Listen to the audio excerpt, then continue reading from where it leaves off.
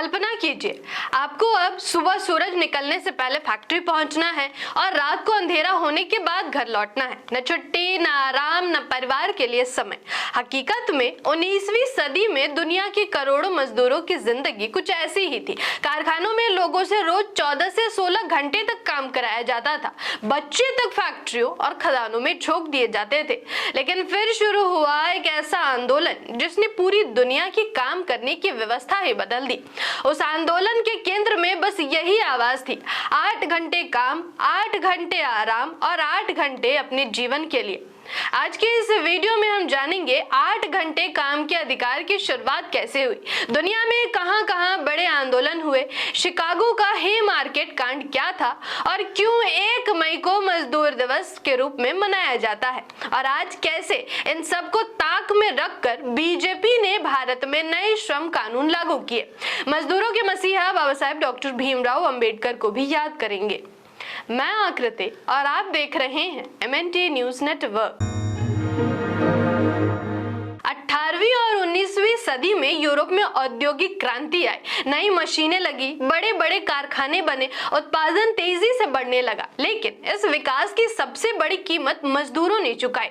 Britain, America और Europe के कई देशों में मजदूरों से 14 से 16 घंटे काम, बेहद कम मजदूरी, खतरनाक मशीनों के बीच काम और बिना सुरक्षा के श्रम कराया जाने लगा। हजारों मजदूर हादसों में घायल हो जाते थे, यहाँ तक कि बच्चों तक को फैक्ट्रियों में लगाया जाता था।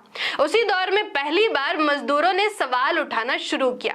1817 में ब्रिटिश समाज सुधारक रॉबर्ट ओवेन ने दुनिया को एक नया नारा दिया, 8 hours labour, 8 hours recreation, 8 hours rest, यानी 8 घंटे काम, 8 घंटे आराम और 8 घंटे अपने जीवन के लिए। यह नारा धीरे धीरे दुनिया भर के मजदूर आंदोलनों का प्रतीक बन गया।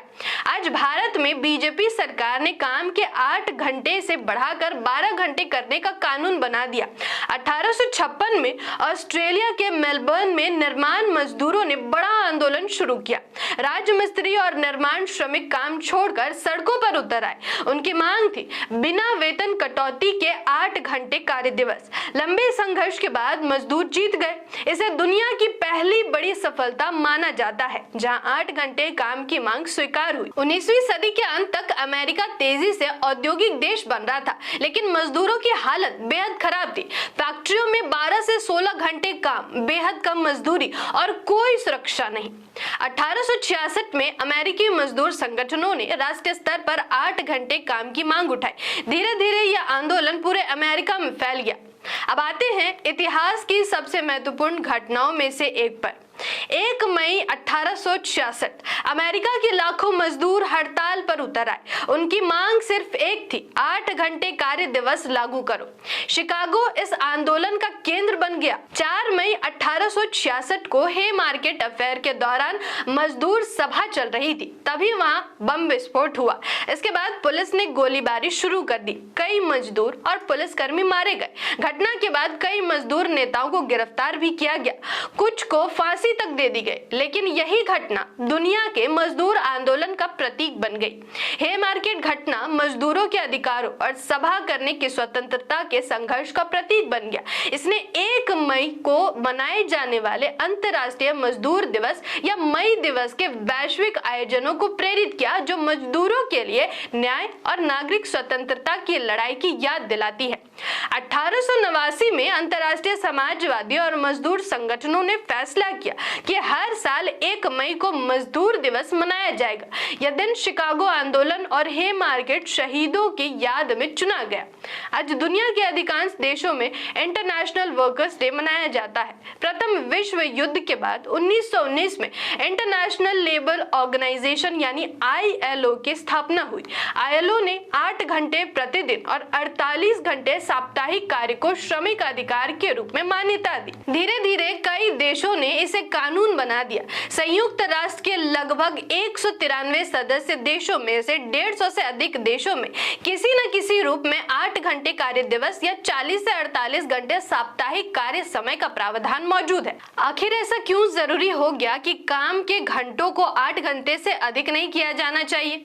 12 घंटे लगातार काम करने से श्रमिकों को शारीरिक, मानसिक, सामाजिक और आर्थिक स्तर पर कई गंभीर नुकसान हो सकते हैं। लगातार थकान और शरीर में कमजोरी, नींद की कमी, sleep deprivation, high blood pressure और हृदय रोग का खतरा, कमर, गर्दन और जोड़ों में दर्द, आंखों पर असर और सिर दर्द, फैक्ट्री, खदान, ड्राइविंग या मशीनों में दुर्घटना का खतरा बढ़ना, लंबे समय में डायबिटीज और मोटापे जैसी समस्याएं, मानसिक नुकसान, तनाव, चिंता और डिप्रेशन, चिड़चिड़ापन और गुस्सा बढ़ना, ध्यान और निर्णय लेने की क्षमता कम होना, बर्नआउट यानी मानसिक रूप से पूरी तरह टूट जाना, पारिवारिक और सामाजिक असर, परिवार को समय न मिलना, बच्चों की देखभाल और शिक्षा पर असर, सामाजिक जीवन खत्म होना, घरेलू विवाद बढ़ने की संभावना इतनी बुरी तरीके से जिंदगी किसी श्रमिक को प्रभावित हो तो ये जानलेवा से कम नहीं है।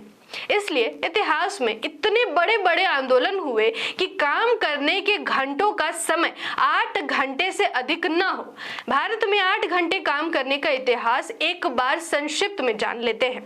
भारत के संविधान के निर्माण से पहले से आंदोलन के परिणाम को बाबा साहब अम्बेडकर ने अंग्रेजों के रहते पुख्ता और मजबूत बनाने का सफल कार्य किया। आज मजदूरों के जिन मुद्दों को बीजेपी मजदूरों के हित में बनाने की दुहाई दे रहा है, उन सबको बाबा साहब पहले ही कलमबंद कर चुके हैं। संक्षिप्त में उनको आज याद करना जरूरी है। भारत में अंग्रेजों के दौर में मजदूरों से बहुत लंबे समय तक काम कराया जाता था। 20वीं सदी की शुरुआत में भारतीय मजदूर आंदोलन तेज हुआ। 1920 के दशक में ट्रेड यूनियनें मजबूत होने लगी। वायसराय की कार्यकारी परिषद में 1942 से 1946 तक श्रम मंत्री के रूप में डॉक्टर BR अम्बेडकर ने आधुनिक भारत के श्रम कानूनों और श्रमिक कल्याण की मजबूत नींव रखी। उनके ऐतिहासिक योगदानों में काम के घंटे 12 से घटाकर 8 करना और त्रिपक्षीय श्रम परिषद का गठन करना शामिल था। इसके अलावा श्रमिकों को आर्थिक सुरक्षा देने के लिए उन्होंने भारत में न्यूनतम मजदूरी अधिनियम की रूपरेखा तैयार की। महिला श्रमिकों के लिए मातृत्व अवकाश का प्रावधान सुनिश्चित किया और उन्हें खतरनाक खदानों में काम करने से सुरक्षा प्रदान की। कर्मचारियों के लिए श्रमिक राज्य बीमा और भविष्य निधि की अवधारणा लागू की। 1943 में भारतीय ट्रेड यूनियन विधेयक लाकर ट्रेड यूनियनों की अनिवार्य मान्यता को सुनिश्चित किया, जिससे श्रमिकों को हड़ताल करने और अपने अधिकारों की मांग करने का कानूनी अधिकार मिला। भारत में श्रमिकों को रोजगार दिलाने में मदद के लिए उन्होंने देश भर में रोजगार विनिमय केंद्रों की स्थापना की। उन्होंने पुरुष और महिला श्रमिकों के बीच वेतन में असमानता को समाप्त कर समान कार्य के लिए समान वेतन और स्वेतन अवकाश का नियम लागू किया। अब आप आज के नए श्रम कानून को पढ़िए। उसमें काम के घंटे को 8 से 12 घंटे करने का प्रस्ताव है, जो बाकी सभी कानून के मुकाबले सबसे अधिक शोषण करने वाला है।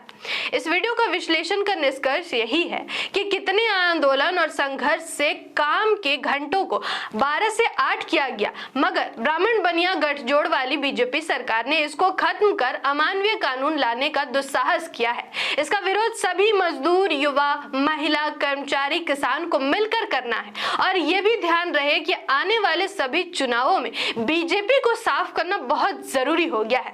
वैसे कई राज्यों के मजदूर इस आंदोलन में अपनी अग्रणी भूमिका निभा रहे हैं। हमारे पास पीपल यूथ फ्रंट नामक संस्था की खबर लगातार आ रही है, जिसके नेता इंजीनियर ललित कुमार हैं। वो लगातार पिछले 5 वर्षों से मजदूरों के हित में अपनी आवाज बुलंद किए हुए हैं। सरकार ने उनके बढ़ते प्रभाव को देखते हुए वर्तमान में उन्हें जिला बदर किया हुआ है।